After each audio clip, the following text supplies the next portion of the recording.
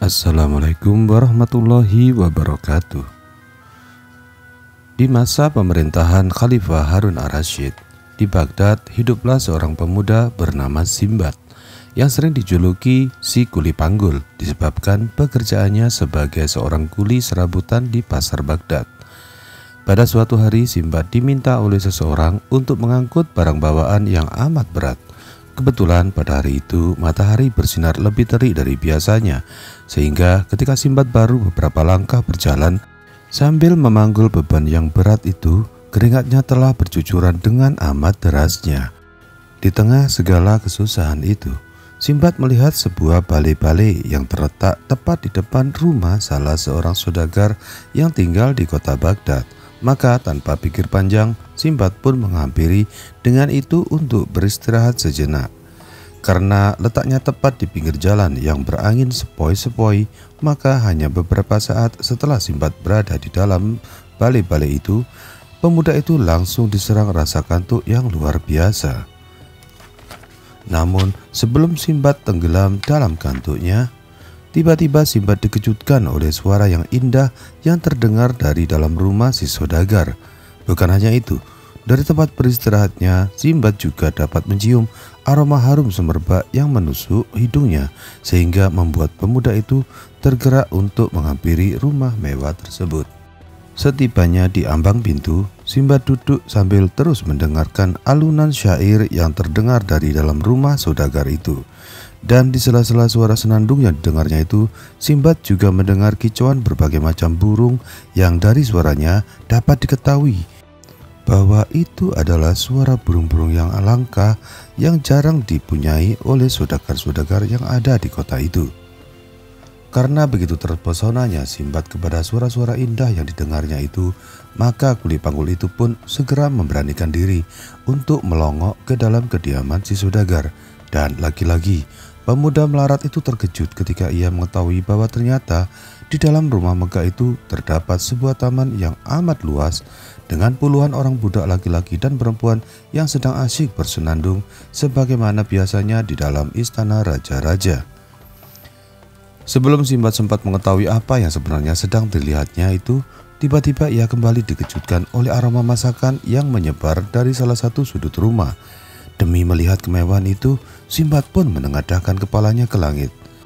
Ya Allah yang Maha Suci, Engkau yang telah mencipta dan menganugerahkan apapun sekehendakmu kepada siapapun yang Kau kehendaki tanpa menghitung-hitungnya. Ya Allah, sungguh hamba memohon ampunan kepadamu dari segala macam dosa. Hamba juga bertaubat dari semua kesalahan yang pernah hamba perbuat. Ya Allah, hamba bersaksi bahwasanya tiada satupun yang dapat menentang ketetapanmu yang telah Kau gariskan sesuai kekuasaanmu. Hamba pun bersaksi bahwa semua ketetapanmu tidaklah pantas hamba pertanyakan, sebab Engkau Maha Kuasa atas segala sesuatu. Maha Suci Engkau ya Allah, yang telah membuat sebagian orang menjadi kaya raya dan membuat sebagian lainnya menjadi miskin papa. Engkau juga berhak memuliakan orang-orang yang Engkau kehendaki dan menistakan sebagian yang lain. Tiada Tuhan selain Engkau. Betapa agungnya dirimu, betapa kokohnya kekuasaanmu, dan betapa sempurnanya ketetapanmu.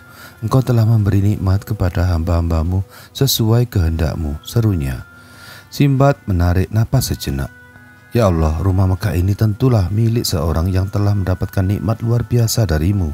Sebab dari tempat ini hamba dapat mencium aroma berbagai macam makanan dan minuman yang lezat. Ya Allah, Engkau telah menetapkan takdir sesuai kehendakmu, dan di antara makhlukmu itu ada beberapa yang terus bersusah payah sepanjang hidupnya. Ada pula beberapa yang selalu dapat menikmati hidup mereka tanpa harus bersusah payah. Ya Allah, Engkau pasti tahu bahwa di antara makhlukmu itu ada hamba yang tetap saja melarat, meskipun saban hari bekerja banting tulang untuk mencari nafkah tambahannya. Setelah Simbad puas meracau dan menyeru tak tentu seperti orang gila, dan ia menumpahkan segala isi hatinya, Simbad segera beranjak dari tempatnya dan berniat untuk melanjutkan perjalanannya. Namun sebelum Simbad sempat melaksanakan niatnya itu, tiba-tiba muncullah seorang bocah tampan dari dalam rumah. Bocah itu langsung menghampirinya kemudian mengait tangannya. Masuklah Kak, majikanku sedang memanggilmu, ajak si bocah. Sepertinya Simbad ingin menolak permintaan bocah tampan itu, namun ia tak kuasa melakukannya. Ia justru menganggukkan kepalanya ketika bocah itu menarik-narik lengannya, memberi isyarat padanya untuk segera masuk. Simbad pun akhirnya meletakkan kembali barang bawaan yang ia bawa di atas lantai. Kemudian ia mengikuti langkah-langkah bocah itu masuk ke dalam rumah. Bukan main takjubnya, Simbad ketika itu ia telah berada di dalam rumah sang saudagar, sebab ia melihat pemandangan yang amat luar biasa. Ternyata rumah itu amatlah indah bagaikan sebuah istana. Perabot dan hiasan yang terdapat di dalamnya benar-benar tak pernah dilihatnya. Sementara taman yang membelah bagian tengah rumah pun terlihat amat indah dengan berbagai macam bunga dan pepohonan aneka rupa. Belum lagi berbagai jenis makanan dan minuman yang telah terhidang di atas meja dengan puluhan biduan dan biduanita di sekelilingnya. Di tengah-tengah semua keindahan itulah Simbad melihat sebuah singgasana mewah dengan seorang laki-laki parubaya duduk di atasnya. Meskipun Simbad yakin bahwa ia pasti usianya lebih tua darinya, namun laki-laki pemilik rumah itu masih memancarkan wibawa dan ketampanan yang luar biasa. Sehingga hal itu membuat Simbad diam 1000 bahasa, tak sanggup mengucapkan sepatah kata pun. Demi Allah, aku yakin tempat ini adalah salah satu bagian dari surga yang Allah janjikan kepada orang-orang yang beriman, atau paling tidak tempat ini adalah istana milik seorang raja atau sultan, guman si buru panggul itu. Setelah bergumam demikian, Simbad lalu mengaturkan sembah hormat kepada lelaki di atas singgasana itu seraya mengucapkan salam. Assalamualaikum, ucap Simbad sambil tetap membungkukkan badannya. Waalaikumsalam, jawab lelaki misterius itu. Silakan duduk, sahabatku. Anggaplah rumah ini sebagai rumahmu dan nikmatilah hidangan yang ada di sini segendak hatimu. Mendengar ucapan lembut yang dilontarkan oleh lelaki itu, Simbad kemudian duduk di dekat meja makan dan langsung menyantap makanan yang telah terhidang di atasnya. Sementara Simbad tengah asik menikmati makanannya, si lelaki pemilik rumah itu pun menoleh ke arahnya. Kuucapkan selamat datang untukmu karena kau telah mau singgah di tempatku ini. Akan tetapi, apakah kau bersedia mengatakan siapa namamu dan apa pekerjaanmu? Tanya si lelaki yang duduk di singgasana itu. Tuanku, namaku adalah Simbad. Akan tetapi orang-orang biasa memanggilku dengan sebutan Simbad si kuli panggul, karena pekerjaanku sehari-hari ya memang membawakan barang-barang milik mereka yang berbelanja di pasar dengan imbalan sejumlah uang, jawab Simbad. Mendengar jawaban Simbad, tiba-tiba lelaki pemilik rumah mewah itu tertawa terbahak-bahak sehingga membuat Simbad terkejut. Ada apakah kiranya Tuan menertawakan jawabanku? Tanya Simbad. Apakah Tuan menganggap bahwa pekerjaanku lucu atau hina? Bukan itu, timpal si empunya rumah. Aku sama sekali tidak menganggap bahwa pekerjaan sebagai kuli panggul adalah sebuah pekerjaan yang hina. Aku tertawa geli karena ternyata nama yang kau miliki itu sama persis dengan namaku. Simbad jadi salah tingkah mendengar jawaban itu. Hanya saja orang-orang biasa memanggilku dengan sebutan Simbad si pelaut, karena aku memang pernah menjadi seorang pelaut, meskipun sekarang aku sudah kapok untuk meninggalkan negeri ini, jawab lelaki itu. Lantas mengapa Tuan memanggilku untuk masuk ke rumah Tuan yang megah itu? Tanya Simbad si kuli panggul. Oh, adapun maksud dan tujuanku mengundangmu masuk ke rumahku ini agar aku dapat mendengar rintihan syair yang kau senandungkan di depan rumahku tadi, jawab Simbad si pelaut. Simbad si kuli panggul jadi semakin salah tingkah mendengar jawaban yang dilontarkan oleh Simbad si pelaut. Demi Allah tuanku, janganlah kiranya Tuan mempermalukan diriku seperti itu. Siapakah aku ini dibandingkan para biduan yang Tuan miliki? Aku hanyalah seorang kuli kasar yang bekerja serabutan di dalam pasar, sahut pemuda miskin itu. Sudahlah, serga Simbad si pelaut. Kau tidak perlu malu seperti itu, sebab mulai saat ini aku telah menganggapmu seperti saudaraku. Jadi lekaslah kau senandungkan sekali lagi untukku syair yang tadi kau nyanyikan di depan rumahku. Maka meskipun dengan berat hati, Simbad si kuli akhirnya kembali menyenandungkan syair yang ia nyanyikan di depan pintu beberapa saat yang lalu. Setelah mendengar syair yang disenandungkan oleh Simbad si kuli, Simbad si pelaut mengangguk-anggukkan kepala. Terima kasih atas kesediaanmu bersenandung. Kini aku akan membalas budi baikmu dengan menceritakan padamu semua pengalaman yang kulalui sebelum aku menjadi seperti yang kau lihat sekarang ini. Aku ingin kau tahu bahwa semua yang kumiliki saat ini tidak kudapatkan semudah membalikkan telapak tangan. Aku harus bersusah payah dan berdarah-darah sebelum akhirnya aku sukses. Entah udah berapa kali aku hampir kehilangan nyawa dalam usahaku meraih impianku. Aku telah melakukan 7 buah perjalanan yang setiap perjalanan terdapat kisah dan pengalaman yang luar biasa yang pasti akan membuat dirimu takjub. Sekaligus kau akan menyadari bahwa semua yang kita alami di dalam kehidupan dunia ini tak akan pernah lepas dari qada dan qadar yang telah digariskan oleh Allah yang takkan mungkin kita hindari. Akan tetapi lebih baik sekarang kau antarkan dulu barang milik pelangganmu itu. Nanti segeralah kembali kemari untuk mendengarkan kisahku bersama teman-teman yang lain, kata Simbad si pelaut panjang lebar. Simbad si kuli pun segera mengiyakan permintaan Simbad si pelaut. Lantas ia beranjak meninggalkan rumah mewah itu untuk mengantarkan barang yang dititipkan kepadanya. Tak lama berselang, Simbad si kuli pun segera kembali ke kediaman Simbad si pelaut. Pada saat itu sudah ada sekitar 20 orang yang telah hadir di tempat itu untuk ikut mendengarkan kisah perjalanan yang akan dituturkan oleh lelaki kaya raya itu. Sahabat-sahabatku sekalian, ujar Simbad si pelaut memulai kisahnya. Sebelum saya melanjutkan kisahnya, saya ingin berterima kasih buat teman-teman yang sudah subscribe di channel ini. Dan jangan lupa untuk menekan tombol loncengnya untuk mendapatkan update terbaru. Juga buat teman-teman yang baru gabung, jika kisah ini menarik buat teman-teman, silahkan tekan tombol subscribe. Karena setiap klik subscribe Anda akan sangat berarti buat petualangan saya berikutnya. Langsung saja kita lanjutkan ceritanya. Aku adalah anak dari seorang saudagar kaya yang amat terkemuka di Baghdad ini. Namun sayangnya ayahku yang hartawan itu telah pergi meninggalkanku untuk selamanya ketika aku masih kecil. Dan sialnya aku yang sejak kecil telah terbiasa hidup enak menganggap bahwa apa yang ditinggalkan oleh ayahku itu tak mungkin habis. Meskipun terus ku belanjakan untuk memenuhi segala kesenangan hidup yang kuinginkan. Ketika usiaku menginjak remaja, saban hari kerjaku hanyalah berfoya-foya bersama teman-temanku. Kebiasaan buruk itu terus kulakukan sampai usiaku menjelang 20 tahun. Ketika tiba-tiba aku tersadar bahwa apa yang kulakukan itu pasti akan mengancam kehidupanku sendiri. Namun ternyata semuanya sudah terlambat. Ketika aku terhenti menghambur-hamburkan uang warisan ayahku, semua harta yang kumiliki telah nyaris tak tersisa. Bukan main paniknya aku ketika itu. Aku benar-benar tak tahu harus berbuat apa untuk menyambung hidup. Namun tiba-tiba terlintas dalam benakku pesan yang dulu pernah disampaikan oleh Nabi Sulaiman yang berbunyi, ada 3 perkara yang lebih baik dari 3 perkara lainnya, yaitu hari kematian itu jauh lebih baik daripada hari kelahiran. Anjing yang masih hidup jauh lebih baik daripada 7 ekor serigala yang sudah mati. Liang kubur jauh lebih baik daripada istana. Setelah berpikir begitu, aku pun mengumpulkan semua barang-barang milikku yang masih tersisa. Kemudian aku menjualnya ke pasar. Bahkan semua perabot rumah pun aku jual, hingga akhirnya aku berhasil mendapatkan uang sebanyak 3.000 dirham. Aku hendak berpergian ke negeri-negeri jauh. Ketika itu aku semakin yakin pada tekadku. Dengan uang yang hanya berjumlah 3.000 dirham, aku membeli barang-barang yang dapat ku perdagangkan di sepanjang perjalananku. Saat itu aku memang telah membulatkan tekad untuk melakukan perjalanan dengan naik kapal laut. Setelah semua persiapan kulengkapi dengan sempurna, aku pun meninggalkan Baghdad menuju kota Basrah bersama beberapa orang saudagar.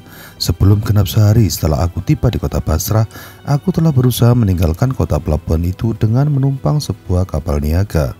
Layar terkembang, angin bertiup, kapal yang kutumpangi mulai meninggalkan Basrah dan mengarungi laut lepas. Kota demi kota ku sambangi bersama para saudagar lain untuk menjual barang-barang yang kubawa. Aku sungguh menikmati perjalananku karena semuanya memang berjalan dengan baik. Lautan yang tenang dan cuaca yang bersahabat benar-benar menjadi dambaan setiap pelaut seperti diriku. Perjalananku terus berlanjut sampai akhirnya kapal yang kutumpangi melintas di sebuah pulau yang amat subur dan indah laksana surga. Setelah nahkoda kapal yang aku naiki memutuskan untuk membuang sauh di pantai tersebut, aku pun segera turun ke daratan bersama para saudagar lainnya. Di pantai pulau itu kami membuat perapian sambil melepas lelah. Beberapa di antara kami ada yang mencuci pakaian, ada pula yang hanya duduk-duduk sambil menikmati pemandangan di sekeliling yang memang terlihat begitu indah. Adapun aku bersama para saudagar lain berleha-leha di pantai indah itu, sebab aku sama sekali tak ingin menyanyiakan keindahan pulau hanya untuk mencuci pakaian. Akan tetapi, sebelum kami sempat menikmati semua yang kami lihat di pulau itu secara sempurna, tiba-tiba nahkoda kapal naik ke atas kapal. "Hai kalian semua, cepat selamatkan diri kalian dan naiklah ke atas kapal sekarang juga," teriaknya kepada kami. Setelah mendengar instruksi dari nahkoda kapal, beberapa orang di antara kami memang langsung berhamburan menuju kapal. Namun tidak demikian halnya dengan aku dan beberapa orang temanku yang menganggap bahwa apa yang dilakukan oleh nahkoda itu cuma candaan saja. Ketika melihat kami masih terus bersantai di pantai, nahkoda kapal kembali meneriakkan sesuatu yang benar-benar langsung membuat kami semua lari tunggang-langgang dari tempat kami beristirahat. "Hai, apakah kalian tidak menyadari? Ternyata pulau yang kita tinggali ini bukanlah pulau seperti yang kita kira sebelumnya. Tempat ini adalah punggung seekor ikan raksasa yang menyembul di tengah samudra selama berabad-abad. Ikan ini telah berada di sini sehingga punggungnya ditumbuhi berbagai macam tumbuhan dan pada bagian topinya dipenuhi pasir layaknya sebuah pulau. Tetapi sadarkah kalian, perapian yang kalian buat pasti akan segera mengusik ikan raksasa ini untuk segera meninggalkan perairan dan kembali menyelam ke dasar laut. Dan jika itu terjadi, maka habislah riwayat kalian semua," jelas nahkoda panjang lebar. Maka aku bersama teman-temanku yang masih berada di permukaan punggung ikan raksasa itu pun segera berlari menuju kapal untuk menyelamatkan diri tanpa mempedulikan barang-barang yang sempat kami turunkan di atas pulau tersebut. Tetapi malang ternyata memang benar-benar tak dapat ditolak, sebab ketika sebagian di antara penumpang termasuk aku masih berada di punggung ikan raksasa itu, tiba-tiba tempat yang kami pijak bergerak dan mulai tenggelam ke dalam laut. Tanpa ampun, beberapa orang temanku langsung tenggelam bersama ikan raksasa itu. Sementara aku, alhamdulillah ternyata Allah masih mengasihiku dengan memberiku kesempatan untuk meraih sebatang kayu yang mengambang di permukaan laut, sehingga aku dapat menyelamatkan diri dari malapetaka itu. Setelah ikan raksasa itu benar-benar menyelam ke dasar samudra, aku mulai menggerakkan kedua kakiku sambil memegang erat-erat kayu yang berhasil kurai untuk meninggalkan perairan itu. Sementara kapal yang kutumpangi sudah jauh meninggalkanku. Sang nahkoda tentu tak mungkin membiarkan kapalnya berlama-lama di perairan itu hanya untuk menunggu di mangsa ikan raksasa yang sempat kami anggap sebagai pulau. Sambil menitikkan air mata, aku memandangi tiang layar kapal itu mulai menjauh dan perlahan-lahan tenggelam di kaki langit. Kala itu, aku benar-benar yakin bahwa ajalku akan segera tiba. Tetapi aku tak mau menyerah dan aku terus mengayuh kayu yang kunaiki dengan tenaga yang masih tersisa. Sampai akhirnya tanpa ku sadari aku tertidur karena lelah di atas lempengan kayu itu di tengah samudra yang luas tak bertepi. 1 malam berlalu. Pada keesokan paginya, aku membuka mataku dengan perasaan takjub luar biasa sebab aku mendapati tubuhku terdampar di sebuah pulau asing. Rupanya tanpa kusadari, kayu yang kunaiki terbawa arus laut yang akhirnya mengempaskan tubuhku di tempat itu. Perlahan-lahan kulihat kakiku. Aku pun bersyukur karena ternyata keduanya masih utuh seperti sedia kala. Meskipun sebelumnya aku sempat khawatir kalau keduanya bakal dimangsa ikan buas. Pada saat itu, aku memang tidak dapat merasakan nyeri apapun pada bagian bawah dari tubuhku. Mungkin dinginnya air laut yang merendam sebagian tubuhku telah melumpuhkan saraf-sarafku untuk sementara waktu. Aku lalu merepakkan diriku di pantai untuk beberapa saat sambil mengumpulkan tenaga. Sementara kulihat matahari terus beranjak naik. Akibat kelelahan hebat yang menderita, aku pun kembali tertidur di pantai itu sampai akhirnya ketika matahari kembali terbit pada keesokan harinya, barulah aku bangkit dari tempatku. Beberapa saat setelah aku berjalan meninggalkan pantai, aku tiba di sebuah hutan kecil yang terdapat di pulau asing itu. Di hutan tersebut, kulihat begitu banyak buah-buahan dengan belasan mata air yang terbit di sela-sela pepohonan. Bukan main senangnya aku saat itu. Tanpa menunda lebih lama lagi, aku pun segera memetik beberapa buah yang dapat kurai dengan tanganku sebagai pengganjal perutku yang hampir 2 hari 2 malam tidak kumasuki makanan. Lantaran begitu banyaknya buah-buahan yang kutemukan di tempat itu, maka aku enggan untuk pergi dari situ sampai beberapa hari selanjutnya. Menurut hematku, daripada aku menghabiskan tenagaku mengelilingi pulau itu untuk mencari tanda-tanda peradaban, akan jauh lebih baik bagiku untuk tetap berada di tempatku sambil memulihkan kesehatanku. Setelah kuanggap tubuhku cukup kuat untuk melanjutkan perjalanan, aku pun beranjak meninggalkan hutan kecil itu menuju bagian tengah pulau untuk mencari tahu kalau ternyata pulau itu adalah sebuah pulau yang berpenghuni. Setelah berjalan seharian penuh, akhirnya aku melihat sesosok makhluk yang bergerak dari kejauhan. Sebenarnya aku sempat khawatir kalau makhluk yang kulihat itu adalah seekor binatang buas, sehingga kudekati makhluk itu dengan berjalan mengendap-endap dan penuh kehati-hatian. Namun ternyata kekhawatiranku tak terbukti, sebab setelah aku berada pada jarak yang cukup dekat dengan makhluk yang kulihat itu, aku dapat mengenali dengan baik bahwa sosok yang kulihat itu tak lain adalah seekor kuda yang sedang ditambatkan pada sebatang pasak. Aku pun segera menghampiri kuda itu, namun langkahku terhenti. Karena kuda yang kudekati itu mendadak meringkik dengan kuatnya ketika melihat kedatanganku. Aku segera membalikkan tubuhku untuk menjauh dari tempat itu. Akan tetapi lagi-lagi langkahku tertahan ketika mendadak telingaku mendengar suara seorang berteriak ke arahku. "Hai, diamlah kau di situ." Demikianlah teriak orang itu. "Siapa kau? Dari mana asalmu? Dan bagaimana kau dapat sampai ke pulau ini?" "Namaku Simbad," jawabku. "Aku sampai ke sini karena ombak lautan mengempaskan tubuhku setelah sebelumnya kapal yang kutumpangi telah meninggalkanku di tengah samudra. Akan tetapi rupanya Allah masih sayang kepadaku sehingga Dia memberiku kesempatan untuk melanjutkan hidupku dengan menyelamatkanku melalui sebilah kayu yang berhasil kuraih ketika malapetaka itu terjadi." Setelah mendengar penjelasanku, lelaki itu segera menghampiriku. "Ikutlah bersamaku dan masuk ke dalam lubang itu," ujarnya. Bagai kerbau di cucuk hidungnya, aku menurut saja ajakan lelaki itu dan ikut masuk bersamanya ketika ia kembali ke dalam lubang tempatnya keluar beberapa saat sebelumnya.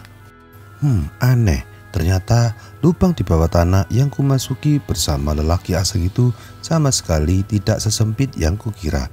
Lubang itu begitu lebar dan tinggi sehingga kami dapat luasa berjalan di dalamnya. Ketika keterkejutan yang kurasakan itu belum sempat kuredam sepenuhnya, tiba-tiba aku kembali dikejutkan oleh penglihatanku karena mendapati diriku telah tiba di depan sebuah ruangan bawah tanah yang amat luas. Lelaki asing itu lalu mempersilahkanku untuk masuk ke dalam ruangan tersebut. Ia juga memerintahkan beberapa orang budaknya untuk segera menghidangkan makanan untukku. Kebetulan karena selama berhari-hari sebelumnya aku hanya makan buah-buahan, maka ketika lelaki itu mempersilahkanku menyantap makanan yang ia sajikan, aku pun langsung menyantapnya tanpa malu-malu. Setelah selesai makan, lelaki itu kembali bertanya kepadaku tentang apa yang sebenarnya telah terjadi pada diriku sehingga aku tiba di pulau asing itu. Aku pun menceritakan padanya secara terus terang semua yang kualami dalam perjalananku semenjak aku berangkat meninggalkan Baghdad hingga akhirnya nasib mengantarkanku ke tempat itu.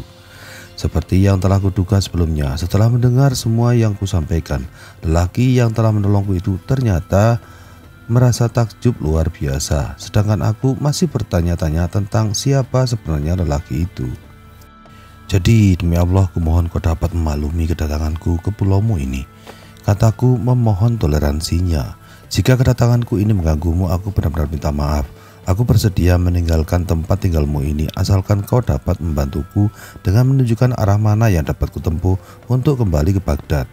Namun sebelumnya perkenalkanlah aku untuk mengetahui siapakah namamu dan apa yang telah menyebabkan kau memilih untuk tinggal di bawah tanah seperti ini. Dan satu lagi, mengapa kau biarkan kudamu tertambat begitu saja di permukaan tanah?" "Ketahuilah wahai saudaraku, aku sebenarnya hanyalah salah satu dari sekian banyak orang yang telah menyebar di seantero pulau ini. Kami adalah para sai sekaligus penjaga istal milik Raja Maharajan yang bertugas merawat semua kuda miliknya. Pada setiap malam bulan purnama, kami membawa kuda betina terbaik yang kami rawat untuk kemudian kami tambatkan di tempat yang kau lihat tadi. Sementara kami bersembunyi di dalam ruang bawah tanah ini. Biasanya tak lama setelah kuda betina yang kami bawa itu kami tambatkan di tempat itu, akan datang seekor kuda jantan yang muncul dari dalam laut untuk mengawininya. Setelah kuda jantan selesai melepaskan birahinya, binatang ajaib itu pasti akan menarik-narik pasangannya untuk ikut masuk ke dalam laut. Namun karena sebagaimana yang kau lihat, kuda betina milik kami itu telah kami ikat kuat-kuat pada sebuah pasak, maka ia tak akan mungkin dapat mengikuti pejantannya dan hanya bisa meringkik ketika melepas kepergian sang pejantan. Nah, oleh sebab itulah ketika tadi kami mendengar kuda betina itu meringkik karena melihat kedatanganmu, kami mengira bahwa kuda betina itu telah menyelesaikan hajatnya. Tetapi rupanya justru kaulah yang datang, jawab lelaki itu panjang lebar. Kalau memang begitu adanya, aku mohon maaf karena telah mengganggu kuda betina milikmu, sahutku. Sudahlah, timpal lelaki itu. Bentar lagi kuda betina milik raja pasti akan segera kawin dengan pejantannya. Lebih baik sekarang kita menghadap Raja Maharajan. Ketahuilah, kalau tidak bertemu dengan kami, kau pasti tak akan berjumpa dengan orang lain di pulau ini, sehingga cepat atau lambat kau akan mati sendiri. Biarlah aku menolongmu agar kau dapat kembali ke negerimu, tambah si lelaki Sais tersebut. Sesaat setelah lelaki itu menyelesaikan kata-katanya, tiba-tiba kami mendengar suara ringkikan kuda betina yang menandakan bahwa binatang itu pasti telah berjumpa dengan pejantannya yang muncul dari dalam laut. Pelan-pelan kami mengintip ke arah kuda betina itu. Ternyata apa yang kami duga memang benar adanya. Beberapa depa dari depan kami melihat sepasang kuda sedang kawin. Setelah kedua binatang itu selesai melepaskan birahinya, lelaki asing yang telah menolongku itu berteriak memberi aba-aba kepada teman-temannya untuk segera mengusir kuda jantan dari tempat itu. Mengetahui kedatangan puluhan orang datang ke arahnya, kuda jantan yang semula menarik-narik betinanya untuk ikut pergi, akhirnya meninggalkan tempat itu dan kembali masuk ke dalam laut. Tak lama kemudian aku keluar dari dalam lubang persembunyian bersama lelaki asing itu. Kami bertemu dengan teman-teman si lelaki asing yang juga berprofesi sebagai sais kerajaan. Siapakah gerangan orang ini? Tanya salah seorang di antara mereka. Aku pun menceritakan semua yang kualami sehingga membuat mereka bersimpati atas malapetaka yang menimpaku. Seusai makan, kami mulai bergerak menuju ibu kota untuk menemui Raja Maharajan. Setelah berkuda selama beberapa saat, kami pun tiba di ibu kota kerajaan. Si Sais yang telah menolongku lantas membawaku menghadap kepada sang raja. Di hadapan sang raja, aku kembali menceritakan semua pengalaman yang kulalui semenjak berangkat meninggalkan kota Baghdad hingga peristiwa terdamparnya aku di pulau itu. Dan seperti yang telah kuduga sebelumnya, Raja Maharajan tampak takjub setelah mendengar ceritaku. Wahai anakku, demi Allah, kisah yang baru kau ceritakan benar-benar menakjubkan. Aku tak habis pikir bagaimana mungkin kau dapat selamat dari malapetaka yang menimpamu itu.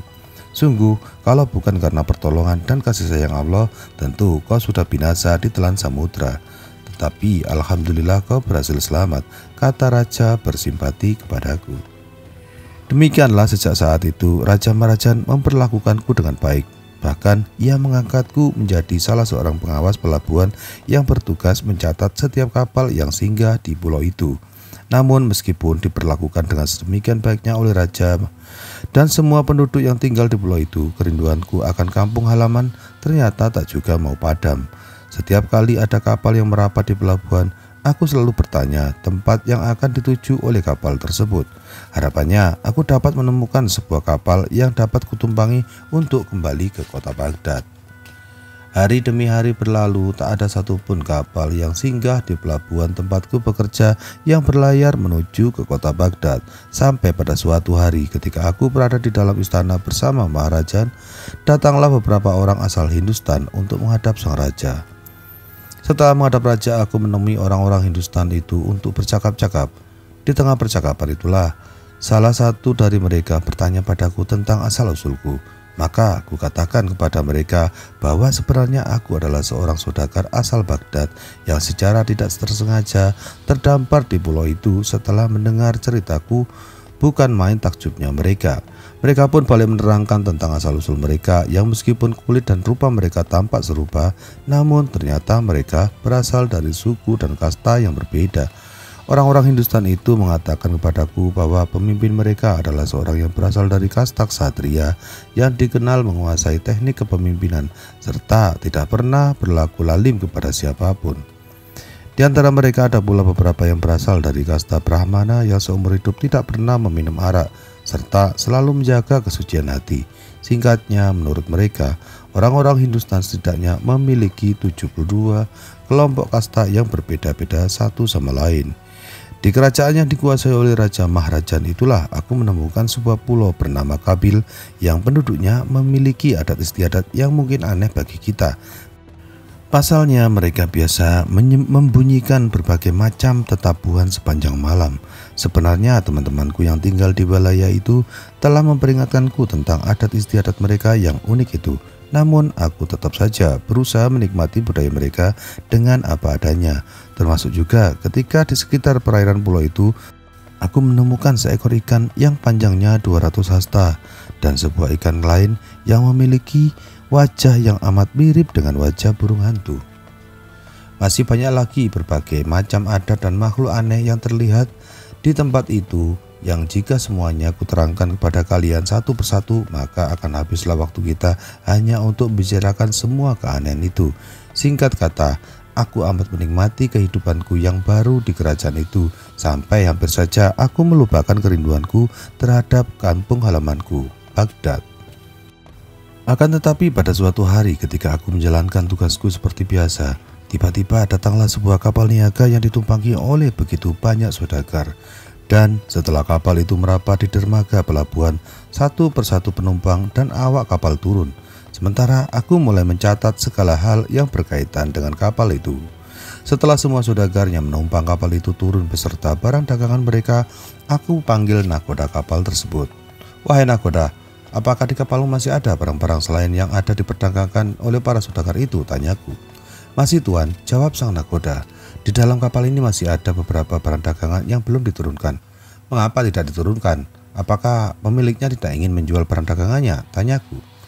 "Bukan itu maksudku tuan," jawab sang nakoda. "Kebetulan barang-barang yang kusebutkan tadi sebenarnya telah ditinggal oleh pemiliknya sendiri. Si pemilik barang dagangan itu tenggelam di laut ketika kami berada di tengah samudera. Oleh sebab itu kami tetap menyimpan barang-barang itu untuk nanti kami kembalikan kepada keluarga almarhum yang masih hidup di kota Baghdad." "Kalau aku boleh tahu siapa sebenarnya nama pemilik barang yang kau simpan itu?" tanyaku penasaran. "Namanya Simbad tuan," jawab sang nakoda. "Ia tewas tenggelam di telan samudra." Mendengar namaku disebut-sebut oleh si nakoda, aku segera memperhatikan baik-baik wajah lawan bicaraku itu. Ternyata orang itu tak lain adalah nakoda yang kapalnya pernah kutumpangi. Seketika itu, aku langsung melonjak kegirangan. "Hei nakoda, apa kau tidak mengenalku? Akulah pemilik barang-barang yang kau simpan itu. Akulah Simbad si pelaut yang pernah berlayar bersamamu ketika kapalmu merapat di punggung seekor ikan raksasa yang kita kira sebagai sebuah pulau itu kan? Setelah kita membuat perapian di punggung ikan raksasa itu, si ikan lalu bergerak-gerak kemudian masuk ke dalam samudera dengan membawa beberapa orang yang tidak berhasil kita selamatkan. Meskipun akulah termasuk di antara mereka yang tak sempat menyelamatkan diri untuk naik ke kapal karena mengabaikan seruanmu yang meminta kami untuk segera naik ke kapal. Namun rupanya Allah menyelamatkanku dari petaka itu, sebab setelah kapalmu pergi, aku berhasil meraih sebatang kayu yang mengambang di permukaan air, lalu kemudian mengantarku sampai ke tempat ini. Bukan hanya itu, aku bahkan akhirnya dapat berkenalan dengan Raja Maharajan yang menguasai wilayah ini dan menjadi salah satu seorang kepercayaannya. Aku ditugaskan untuk mencatat semua kapal yang singgah di pelabuhan ini. Jadi barang dagangan yang ada di kapalmu itu tak lain adalah milikku. Ceritaku panjang lebar. Bukan main terkejutnya si nakoda setelah mendengar cerita yang kuutarakan padanya. "La haula wala quwata illa billahil aliyyil azim. Sungguh aku tak mungkin dapat mempercayai begitu saja cerita yang kau karang itu," seru nakoda. "Mengapa kau berkata begitu?" tanyaku sengit. "Menurut pendapatku," jawab sang nakoda, "kau pasti mengarang cerita itu hanya karena kau mengetahui bahwa aku masih menyimpan barang dagangan milik salah seorang penumpangku yang telah tewas tenggelam. Kau pasti ingin memiliki barang-barang itu dengan melakukan tipu daya terhadap diriku. Padahal dengan mata kepalaku sendiri, aku melihat Simbad si pemilik barang dagangan itu yang telah tenggelam bersama beberapa penumpang lainnya. Cukup, potongku. Lebih baik sekarang kau dengar baik-baik kisah perjalananku semenjak aku berangkat dari Baghdad dengan menumpang kapalmu, agar kau dapat mengetahui bahwa aku memang Simbad si pelaut yang menjadi pemilik sah barang-barang yang kau simpan itu. Setelah berkata begitu, aku lantas menceritakan semua yang kualami semenjak aku berlayar meninggalkan Baghdad sampai ketika malapetaka itu terjadi. Aku juga menyampaikan kepada si nahkoda beberapa kejadian yang hanya diketahui oleh kami berdua, agar ia dapat mempercayai bahwa aku memang benar Simbad si pelaut. Untungnya setelah mendengar semua penjelasanku, sang nahkoda akhirnya mempercayai bahwa aku memang benar-benar Simbad yang pernah berlayar bersamanya. Dan pada saat itu juga aku dipertemukan dengan teman-teman yang ikut dalam pelayaran itu, sehingga mereka terkejut karena tak ada seorang pun di antara mereka yang menyangka bahwa ternyata aku masih hidup. Setelah mengucapkan selamat kepadaku, si nahkoda menyerahkan semua barang-barang daganganku yang masih tersimpan rapi di dalam kemasan yang kugunakan untuk membawa barang-barang itu.